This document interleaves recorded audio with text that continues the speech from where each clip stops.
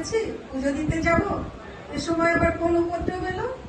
যাই দেখি গিয়ে, কে কি চাই? ভিখিরিকে 20টা টাকা দিন মা, ভগবান আপনার মঙ্গল করবেন। হে ভগবান, এ কেমন তোরও পায় না? সকাল সকাল 20 টাকা কেউ ভিক্ষে চায়? এই সাত সকালে যদি 20 টাকা বেরিয়ে যায় তাহলে মঙ্গল কোথায় শুনি? আমি তো আপনার মঙ্গলের কথা বলিনি মা। ভিক্ষেদানে মঙ্গল একমাত্র গ্রহিতা, মানে দাতা তো লস হবেই। ও আচ্ছা, তা এত বড় বড় কথা বলছো, আর এদিকে ভিক্ষে করতে তোমার লজ্জা করছে না? লজ্জা? লজ্জা পুরোপুরি ত্যাগ না করলে নাগা সন্ন্যাসী কিংবা ভিখিরি হওয়া যায় না মা। আর শোনেননি, ঠাকুর রামকৃষ্ণ বলে গেছেন, লজ্জা ঘৃণা ভয় 3 থাকতে নয়। ও বাবা, ঠাকুর রামকৃষ্ণের বাণীও জানা আছে তোমার? কেন থাকবে না মা? এটা ইনফরমেশন টেকনোলজির যুগ, দেশের খবরাখবর তো রাখতে হয়। ভিক্ষের লাইনে আছি বলে কি মুখ্য হয়ে থাকতে হবে মা? তাই বলে একেবারে 20 টাকা ভিক্ষে চাইবে? কি করব মা, যা ইনফ্লেশন, সংসার চালাতে এটাই লোয়েস্ট ডিনোমিনেশন। এর কমে চলে না মা। দেখছেন না, ভিখিরিরা আজকাল 2-5-10 টাকা রিফিউজ করছে। হ্যাভ নট ইউনিয়ন আমাদের রেট বেঁধে দিয়েছে মা। 20 টাকার কম নিলে ইউনিয়ন মেম্বারশিপ কাটা যাবে। তাছাড়া এর কমে কি আমাদের প্রেস্টিজ থাকে বলুন? তোমার কথা শুনে তাই মনে হচ্ছে বটে।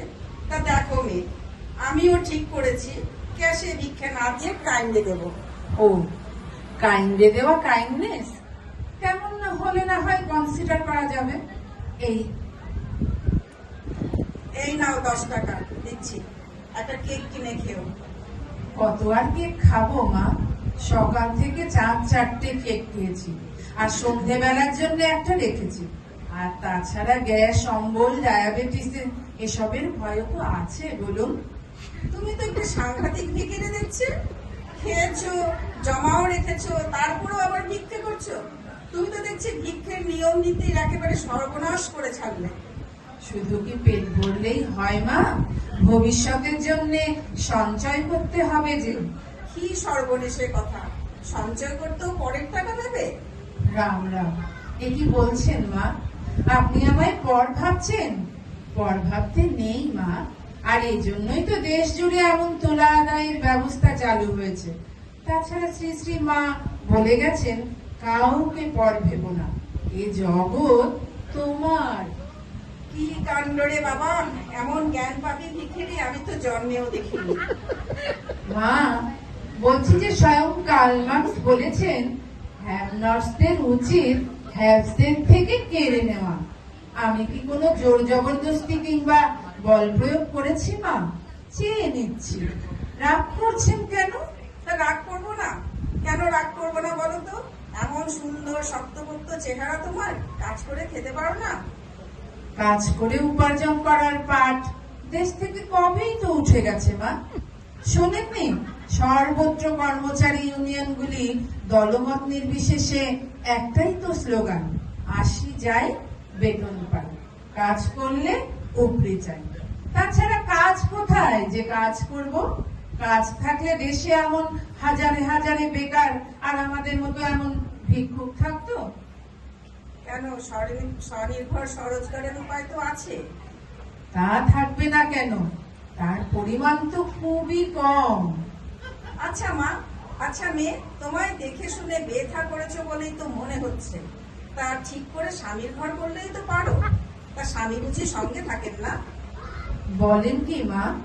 স্বামী সঙ্গে থাকবেন না কেন? যা যুগ পড়েছে তাতে কি আর একজনের টাকায় সংসার চলে মা? আমাদের দুজনের ওই একই প্রফেশন, তাছাড়া নিজস্ব উপার্জনের স্বাধীনতাই আলাদা মা। ওরে বাবা, ঘাট হয়েছে আমার তোমার সংসারের কথা জিজ্ঞাসা করে। তোমার সঙ্গে কথায় যে আমি পেরে উঠবো না তা আমি বেশ বুঝতে পেরেছি, বুঝলে। তা তোমার মুখের যেমন ধার, কাজেও যদি তেমন ধার দেখাতে পারতে তাহলে তোমায় ভিক্ষে করে খেতে হতো না। কেন পারবো না মা? ভিক্ষেও তো একটি কোয়াইট নোবেল প্রফেশন মা। একটি ঘামলেস স্বনিযুক্ত প্রকল্প। ওহো, আমি বলছি তুমি ভিক্ষে ছাড়া আর কোনো সোশ্যাল ওয়ার্ক করোনি? ভিক্ষে কেন? নিয়ে কেন? কেন মা?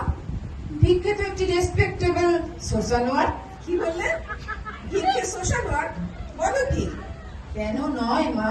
চুরি ছাঁচড়ামি না করে দাতাকে পুণ্য অর্জনের সুযোগ করে দেবার জন্যই তো আমাদের এই পরিষেবা। বলো কি? হ্যাঁ, ভিক্ষে হলো পরিষেবা? হ্যাঁ মা, ভিক্ষে অবশ্যই পরিষেবা। এই যে লোকে পুণ্যার্জন করবার জন্য দেশ বিদেশে ছুটে বেড়াচ্ছে, তাতে যেমন খরচ তেমন সময় নষ্ট।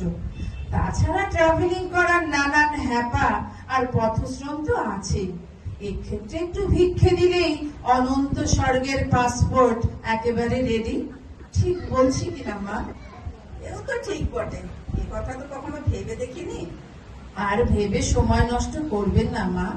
সামান্য 20টা টাকা, এত সস্তায় এমন পুণ্যার্জনের পরিষেবা কে দেয় বলুন তো?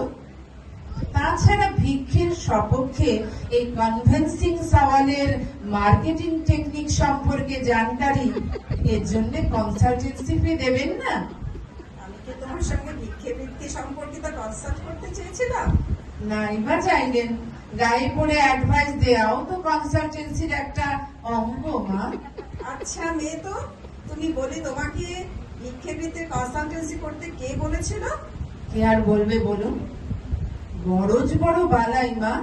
দেখছেন না, একদিন যারা পুঁজিপতিদের কালো হাত ভেঙে দাও গুড়িয়ে দাও বলে চেঁচাতো, আজ তো তারাই কেমন লেজে গবরে হয়ে পুঁজিবাদী ভজনায় ভিক্ষের ঝুলি কাঁধে দৌড়ে দৌড়ে ঘুরে বেড়াচ্ছে। আরে সে তো শিল্পের উন্নতির জন্য। একেবারে ঠিক বলেছেন মা। দেশোন্নতি হোক কিংবা আত্মোন্নতি, ভিক্ষের কোনো বিকল্প নেই। না না, তোমার সঙ্গে কথা বাড়িয়ে কোনো লাভ নেই। এই নাও 20টা টাকা ধরো। এটা তো হলো ভিক্ষে বাবদ। আর কনসালটেন্সি ফি দেবেন না, ওটা ভিক্ষের ডাবল, 40 টাকা। নাও নাও, 40 টাকাও তোমাকে দিলাম। সকাল সকাল 60 টাকা বচ্ছা গেল। এমন কথা বলবেন না মা, এই হলো আপনার আশীর্বাদ। আচ্ছা, তাই হলো তাই হলো। আশীর্বাদ আশীর্বাদ নিয়ে এবারে রাস্তা ধরো দেখি। হ্যাঁ হ্যাঁ, সে তো এখন যাবই মা। থ্যাংক ইউ, ধন্যবাদ মা জননী। এমন করে বিদায় দিয়ে কোল ছাড়া করবেন না মা। দেওয়া নেওয়ার এমন মধুর সম্পর্ক কি একদিনে শেষ হয়? ভগবান আপনার মঙ্গল করুন। বাই, টাটা, ফির মিলেঙ্গে।